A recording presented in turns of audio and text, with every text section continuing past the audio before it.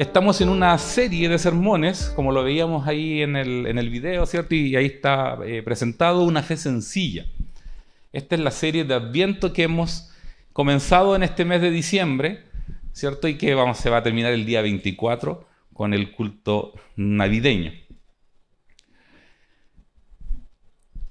Pero el sermón del día de hoy nos acerca un poco más a los eventos y le hemos puesto por título: La buena noticia del Evangelio es anunciada una vez más para los humildes. No sé si usted ha notado estos pesebres muy lindos, grandes, hay de todo tipo, ¿cierto? De diferentes materiales, y que todos los años, por tradición, las familias lo presentan, ¿cierto? Bajo el árbol, o en la casa, o en un lugar especial. Y están José, María, ¿cierto? Ellos son los que parten. Pero hay más piezas en este juego, ¿cierto? Después empiezan a aparecer los pastorcitos, ¿cierto? Algunos meten después los Reyes Magos, y si vemos la escritura a lo mejor es posterior, ¿cierto? Porque ven al niño ya nacido. Pero al niñito lo guardan. No sé si se han dado cuenta que el pesebre siempre está vacío hasta el último día, hasta el último momento, y aparece el niño. Y todos los años así recuerdan de que el niño aparece en el pesebre. Bueno, para nosotros también es importante recordarlo. Y lo hacemos en esta época, y todos ya hemos escuchado esta serie de sermones, ¿cierto? Que está claro que no nació en diciembre, ¿cierto? Hay muchos motivos para entenderlo, ¿cierto? Si hubiera sido en esta fecha, no podía haber viajado María en su estado, ¿cierto? En tiempo de invierno. Los pastorcitos no estarían trabajando de noche cuando llega el anuncio, ¿cierto? Estarían los animales guardados. Ellos estaban en otra época del año. El autor del libro que estamos trabajando, Lucas, ¿cierto? Lucas no es un discípulo directo de Jesucristo. Lucas es más bien cercano a Pablo. Y él comparte y escribe este libro con un fin muy importante que ya lo hemos mencionado en las series anteriores, que es traspasarle a alguien, a otra persona. ¿Alguien recuerda el nombre? ¿A quién escribe Lucas en su libro de Evangelio de Lucas y en el libro de Hechos? Le escribe a Teófilo, a una persona que él quiere que él escuche de la mejor fuente posible o de la mejor manera posible los relatos acerca de ¿quién? De Jesucristo. Y él busca presentarnos al Dios Trino en acción completamente, siempre. Y entre esto, sobre todo en este pasaje, nos muestra los oficios de Jesucristo. Teológicamente estudiamos 3 oficios de Cristo: el oficio de rey, sacerdote y profeta. 3 oficios que Lucas siempre va a tratar de presentarnos en su relato y que nosotros podamos distinguir y encontrar en Jesucristo. Entonces les invito a que abran sus Biblias en el libro de Lucas, capítulo 2, del verso 8 al 20. Esa será la lectura de este día. Dice así en el nombre del Señor, y tiene un título: Los ángeles y los pastores. Había pastores en la misma región que velaban y guardaban las vigilias de la noche sobre su rebaño. Y he aquí se les presentó un ángel del Señor, y la gloria del Señor los rodeó de resplandor, y tuvieron gran temor. Pero el ángel les dijo: No temáis, porque he aquí os doy nuevas de gran gozo, que será para todo el pueblo. Que os ha nacido hoy, en la ciudad de David, un Salvador, que es Cristo el Señor.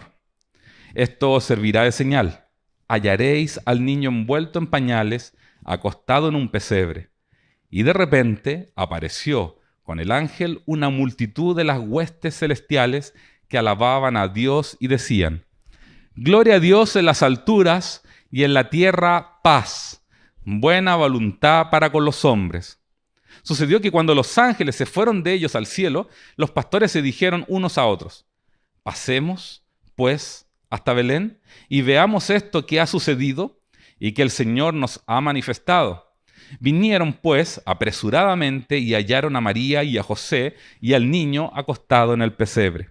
Y al verlo, dieron a conocer lo que se les había dicho acerca del niño. Y todos los que oyeron se maravillaron de lo que los pastores les decían.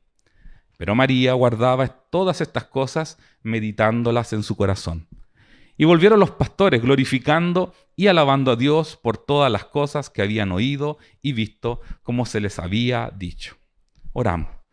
Padre bueno, hemos dado lectura a tu palabra, la palabra que nos entregas en este día a tu pueblo, que no hemos podido congregar, y te adoramos, Señor, una vez más, por lo precioso de tu palabra.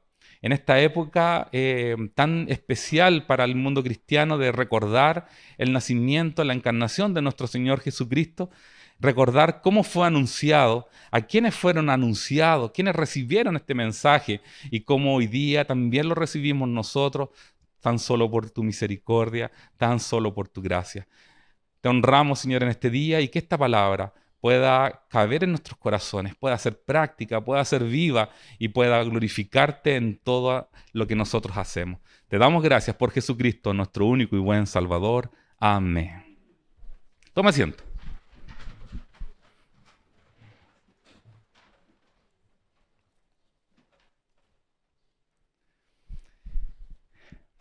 Entonces Lucas, como estábamos conversando, a través de esta escritura el autor, que Lucas, que fue un médico gentil, ¿cierto? Probablemente tenía recursos, permaneció junto a Pablo durante su arresto a Roma, por ejemplo, nos revela la escritura. Lucas no presenció estos hechos, estos eventos, pero buscó cómo acercarse lo más a los hechos, a los testigos oculares. De hecho, no sé si recuerdan la palabra, de que el Pablo en un momento está predicando a la congregación, así como nosotros, y le dice, porque hay algunos que están aquí con nosotros, que vieron al Señor Jesucristo elevarse. Es como decir, hay miembros en este momento que vieron al pastor Eduardo tocando acordeón. ¿O no, hermana Nora? Usted lo vio, ¿cierto? Más de alguna vez, ¿cierto? Ella es una testigo de ese evento. Entonces, como estaba el anuncio de Jesucristo, Lucas lo que busca es ir lo más cercano a la fuente. De hecho, hay comentaristas que en ciertos versículos del libro de Lucas notan que Lucas pudiera estar entrevistando a la misma María. De hecho, para nosotros podríamos encontrarlo en este caso en el versículo 19. De ahí lo vamos a volver a tocar. Entonces, como Lucas no presenció, fue inspirado por el Espíritu Santo a investigar a partir de estos testigos, ¿cierto? Y a dar a conocer los hechos de Jesús. Lucas contribuye entonces a la revelación de la redención presentando el ministerio de Jesús para que la fe y arrepentimiento fuera confirmada. Lucas da cuenta de cómo las promesas dadas desde el tiempo de Adán y Eva, las promesas que Dios le hizo a Abraham, ¿cierto? Que todas las naciones serían bendecidas, ¿cierto? A través de él, se cumplen en el tiempo de la venida del Señor, la encarnación, el ministerio de Jesucristo. Y Lucas se centra en los tres oficios que ya habíamos mencionado: profeta, rey y sacerdote. Profeta. ¿Por qué decimos que Jesucristo es profeta? Porque no solo proclama la palabra de Dios, sino que Él mismo es la palabra. Y Él da cumplimiento a esa palabra. También lo vemos como sacerdote, ¿cierto? Como el sujeto y el objeto del sacerdocio, puesto que no es solo el sacerdote, sino que Cristo es más completo aún. También es el sacrificio. Jesucristo mismo es el Cordero. Y en cuanto a rey, podemos afirmar que toda certeza que está en el cargo político más alto, rey de todo el universo, así es instalado Cristo por el Señor mismo. Y dice nuestro credo: padeció bajo Poncio Pilato, fue crucificado, muerto y sepultado. Al tercer día resucitó de entre los muertos, ascendió a los cielos y está sentado a la diestra de Dios Padre Todopoderoso. Estar a la diestra de Dios no es solamente estar sentado, que uno haga una representación de que está sentado a la derecha, sino lo que nos muestra es esta posición de autoridad, con lo cual Jesucristo reina y gobierna la iglesia y el mundo. Por lo tanto, hoy día veremos este anuncio real, un anuncio de un rey, pero que nace en un estado de pobreza, de humildad, y da testimonio este anuncio a personas que también son humildes, como los pastorcitos. Por lo tanto, lo que hemos querido transmitir en esta oportunidad es que el anuncio de Jesucristo es un anuncio de una fe sencilla.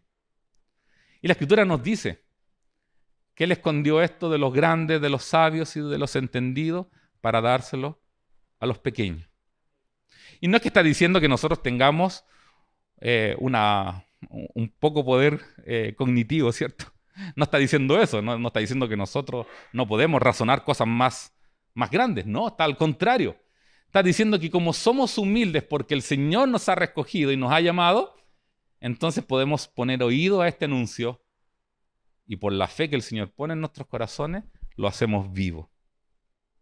Por lo tanto, este mensaje es totalmente evangelístico. Este anuncio, que era para algunos, se ha ido multiplicando y hoy día nos alcanzó también a nosotros. Entonces, una pregunta: ¿dónde nace Cristo? ¿Dónde nace Cristo? Belén. Y en específico, ¿dónde lo ponen? En un pesebre. ¿Y dónde más ha nacido Cristo? En el corazón de cada uno. Eso, mi hermana Nora.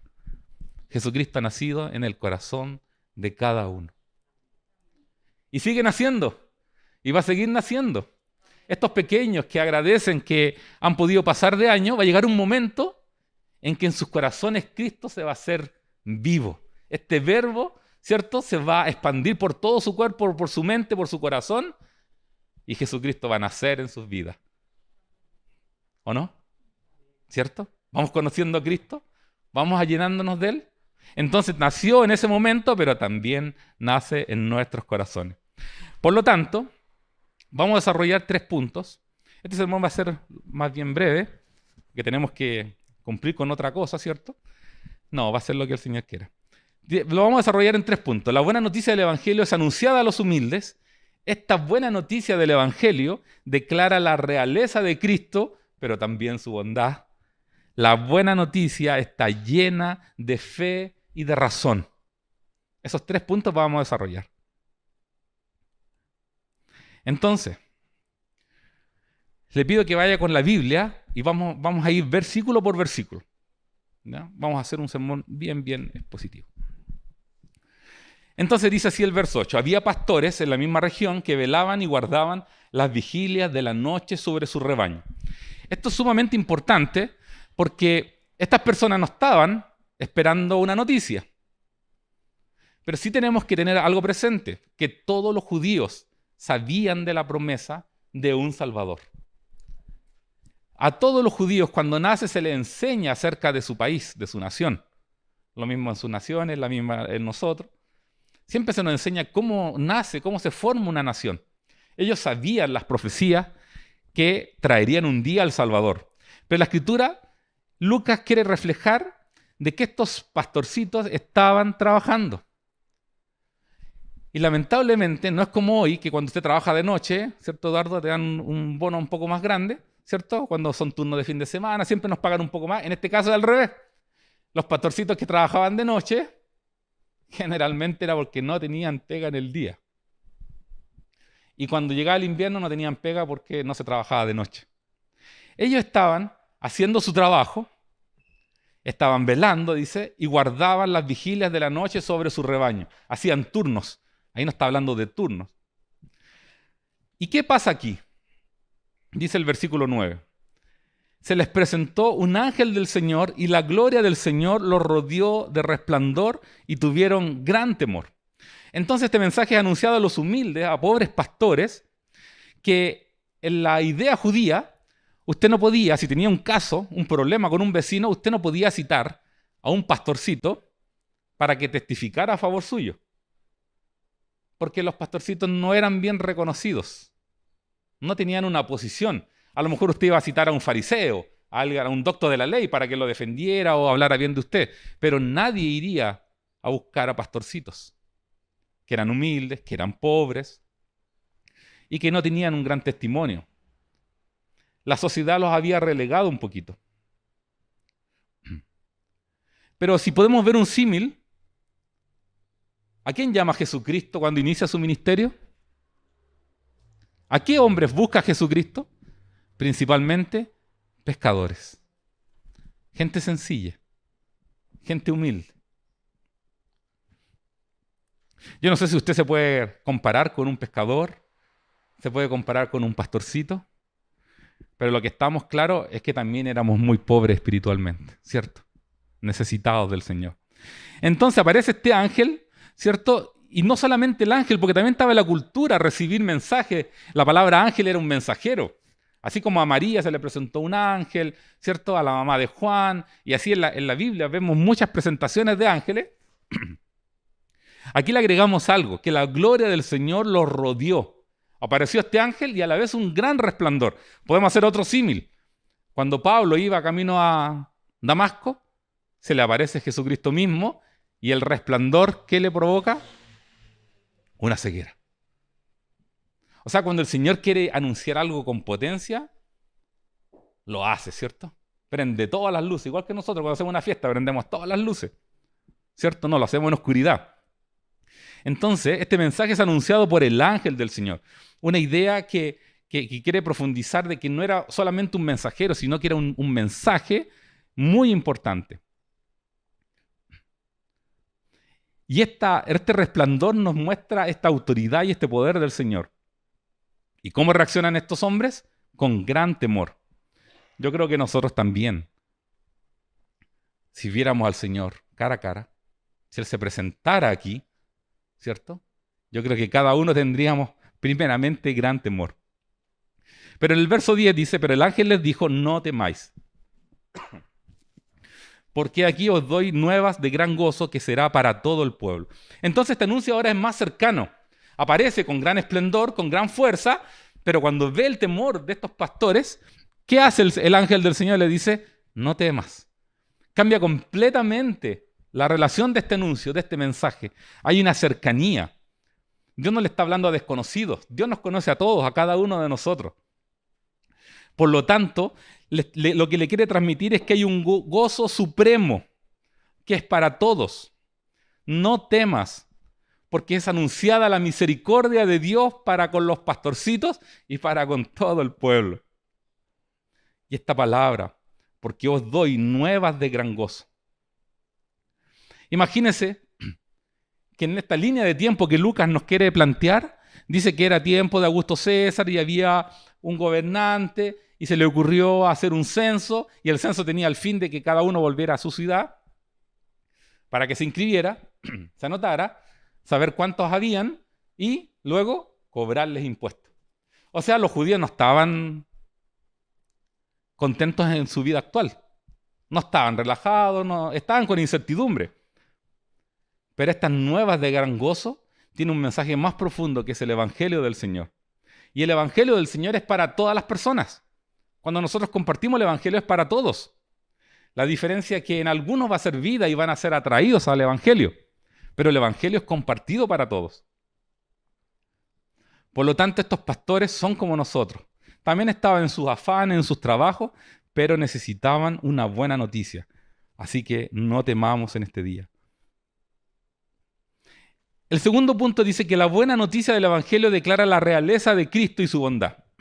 El verso 11 dice, porque os ha nacido hoy, en la ciudad de David, un Salvador que es Cristo el Señor. Es muy importante desglosar esto porque hay una declaración de un tiempo perfecto, que según la profecía del linaje real, la redención del pueblo vendría mediante su ungido, un siervo sufriente, que es el Señor. Mire, dice así, porque os ha nacido hoy.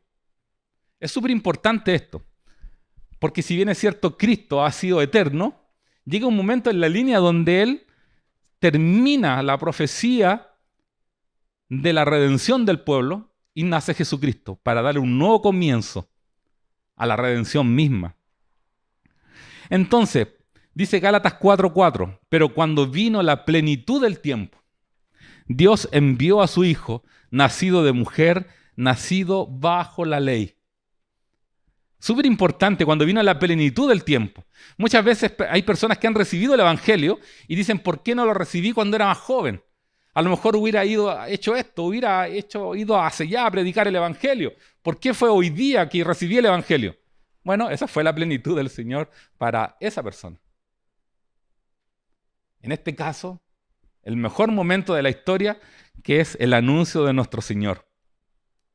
Pero debemos recordar cada año este momento. Este hoy debe ser recordado cada año. Pero nosotros siempre le damos la connotación de alegría, de colores, de luces. Podríamos haber puesto luces, ¿cierto? Un arbolito para amenizar el espacio, ¿cierto? Pero este recuerdo debe ser siempre de que Jesucristo ha nacido. ¿Y por qué ha nacido? Porque había una mala noticia para su pueblo. Por lo tanto, el nacimiento de Jesucristo es el anuncio de buenas noticias. Pero en la ciudad de David, esto era súper importante para el pueblo porque cumplía una profecía. Belén estaba a unos kilómetros de Jerusalén. Y Miqueas 5:2 dice, pero tú, Belén Efrata, pequeña, para estar entre las familias de Judá, de ti me saldrá el que será Señor en Israel, y sus salidas son desde el principio, desde los días de la eternidad.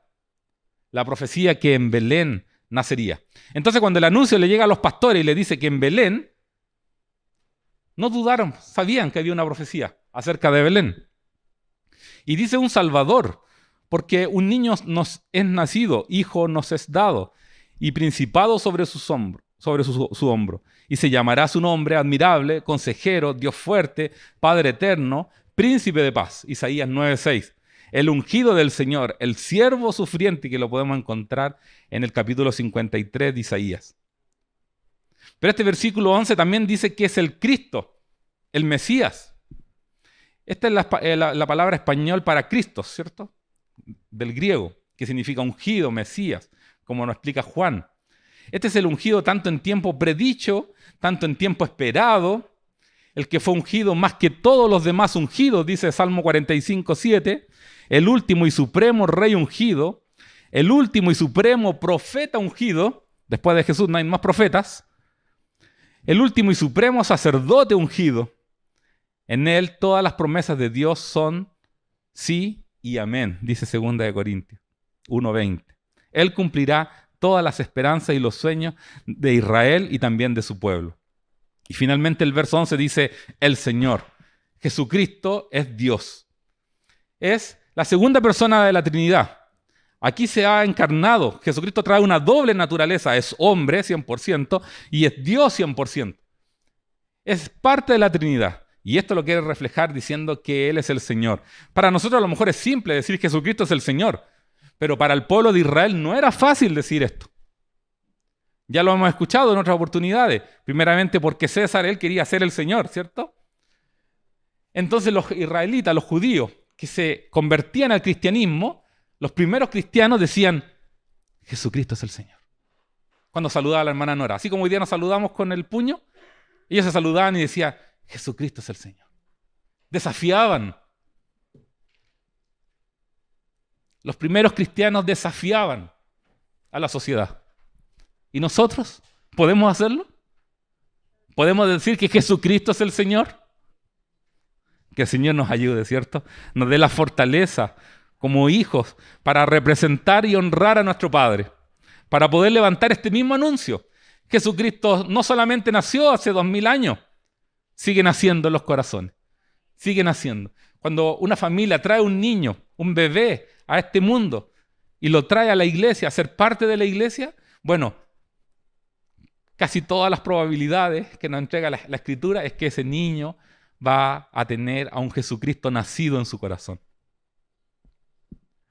Pero el anuncio no solo queda ahí, sino que le agrega algo muy importante. El ángel que representa la voz del Señor, que representa la santidad, la autoridad del Señor, a estos pobres pastores humildes les dice que les va a dar una señal. No sé si alguna vez a ustedes le han dicho alguna historia y uno no tiene que creer, ¿cierto? De repente hay gente que es buena para la historia, ¿cierto? Y uno dice, bueno, tendrá que ser verdad. Pero aquí el ángel tiene de parte de Dios una clave, una señal que le transmite a estos pastores. Hallaréis al niño envuelto en pañales, acostado en un pesebre. Y si usted recuerda el sermón anterior, en el mismo capítulo 2, los versículos hasta el 7, ahí también nos revela de que este niño estaba en un pesebre envuelto en pañales. Y aquí lo vuelve a decir. El anuncio ahora es para los pastorcitos. Entonces esta declaración de señal es una clave de este misterio. Es una guía para los pastores. se refiere a un niño. La encarnación de Cristo y el misterio de las dos naturalezas. El pesebre nos muestra esa humildad con que este rey va a nacer. Dice Isaías 7:14, por tanto el Señor mismo os dará señal. He aquí que la Virgen concebirá y dará a luz un hijo y llamará a su nombre Emmanuel, Dios con nosotros. Y dice que de repentinamente, dice el verso 13, apareció con el ángel una multitud de las huestes celestiales que alababan a Dios y decían: gloria a Dios en las alturas y en la tierra paz, buena voluntad para con los hombres. Imagínense la escena, los pastorcitos, un ángel anunciador, un gran resplandor, le está dando un mensaje, le está dando una señal y de repente se llena de ángeles. Y esto no es en favor de los pastores, esto es una declaración celestial. Gloria a Dios en las alturas. Y este no es un cántico nuevo. La Escritura nos dice que los ancianos dicen: santo, santo, santo es el Señor. Los ángeles están adorando al Señor de día, de noche, todo tiempo. En el cielo siempre está esta alabanza: gloria a Dios en las alturas. Pero la diferencia de este cántico es que ahora se le agrega algo. Y en la tierra, paz. No sé quién podría decir hoy día que tiene 100% de paz. Nuestros hermanos han contado un momento de tristeza familiar. Cuando parecía que estábamos todos contentos para celebrar Navidad, tuvieron que viajar. Me contaba la hermana también. ¿Quién podría decir que tiene un 100% de paz? Bueno, en Jesucristo está esta paz. Buena voluntad para con los hombres. Acá hay un contraste. Gloria a Dios en las alturas y en la tierra. Y paz en la tierra. Por lo tanto, buena voluntad ¿de quién? De Dios para con los hombres. Este versículo se ha ido transformando en el tiempo y muchas personas hablan de los hombres que tienen buena voluntad. Y no se refiere a eso a la Escritura, usted puede buscar los paralelos en otras versiones. Lo que está diciendo aquí, la buena voluntad de Dios, esta gracia del Señor, este evangelio de redención es para los que en Él se ha complacido alcanzar. Por lo tanto, esta buena voluntad es el favor inmerecido del Señor. ¿Hemos pecado? ¿Hemos pecado? Dice la Escritura que el que dice que no, ahí sí que está, pero, ¿cierto? Ese sí que es mentiroso y está condenado, ¿cierto? Hemos pecado, ¿cierto? De alguna u otra manera, con pensamiento, con acción, hemos pecado. Entonces, ¿qué necesitamos? Un Salvador. Yo lo necesito. Yo necesito un Salvador. El ángel le dijo a José: le pondrás por nombre Jesús, porque Él salvará a su pueblo de sus pecados. Gloria al Señor. Y finalmente la buena noticia del Evangelio está llena de fe, acción y razón. Y quiero que aquí, si pudieran ustedes, hermanos, acompañarme en la lectura, yo voy a hacer un realce en algunas palabras, del verso 15 al 20, y voy a hacer un pequeño juego que a mí me enseñaron cuando era chico y que fue muy útil, y a lo mejor a más de uno también se lo hicieron. Y vamos a tratar de identificar algunas acciones, algunos verbos, ¿ya? Y a mí, para poder identificar algunos verbos, me decían que tenía que decir, por ejemplo, yo veo, tú ves, él ve, nosotros vemos, vosotros veis, ¿cierto? Le hacían hacer este repaso mental para poder identificar cuándo era verbo y cuándo no era verbo, ¿cierto? Entonces le pido que me acompañe. Tenemos la imagen. Los pastorcitos trabajando, aparece un ángel, les da un anuncio, más ángeles complementan este anuncio, glorificando a Dios. ¿Y ahora qué pasa? Dice el verso 15. Sucedió que cuando los ángeles se fueron de ellos al cielo, los ángeles volvieron, los pastores se dijeron: yo digo, tú dices, él dice, ¿ya? Hagamos este ejercicio. Se dijeron unos a otros: pasemos, yo paso, tú pasas, o él va, yo, ¿cierto? Pasemos pues, ¿hasta dónde? Belén. Si se dan cuenta, el anuncio nunca dijo Belén. Yo se los pregunté y ustedes sabían. Pero cuando el ángel dijo, en la ciudad de David, la gente sabía que la ciudad de David era Belén. Y ellos dicen, pasemos pues hasta Belén y veamos, yo veo, tú ves, ¿cierto? Pues veamos esto que ha sucedido, este gran acontecimiento y que el Señor nos ha manifestado. El 16 dice, vinieron, yo voy, tú vas, ¿cierto? Pues apresuradamente y hallaron a María y a José y al niño acostado en el pesebre y al verlo, dieron a conocer, podríamos decir, yo digo, tú dices, yo proclamo, yo declaro, yo anuncio, ¿cierto? En ese contexto, lo que se les había dicho acerca del niño.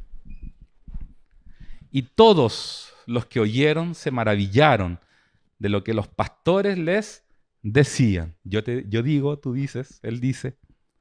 Pero María guardaba, yo guardo, yo atesoro, todas estas cosas meditándolas en su corazón. Y volvieron los pastores glorificando, yo glorifico, tú glorificas, y alabando a Dios por todas las cosas que habían oído y visto como se les había dicho. Entonces, este anuncio mueve la fe de estos hombres, pero no solamente una fe respecto a la necesidad de un Salvador. No es solamente esa fe la que se mueve, que puede ser una fe intelectual. Si yo les digo que en la esquina están dando dinero, usted va a decir, bueno, voy a ir a ver, ¿cierto? Y va a ser su fe intelectual de ir y gastar su energía hasta la esquina. Pero si les digo que Jesucristo mañana les va a proveer para esa necesidad que usted tiene, la fe tendría que tener algo más, ¿cierto? Primero paciencia, esperar hasta mañana, que el Señor venga y le bendiga, le provea.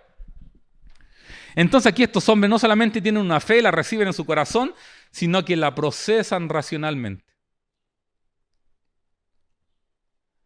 Porque hoy día, aquí ya somos cristianos de más tiempo, ¿usted solamente se mueve por una fe emocional?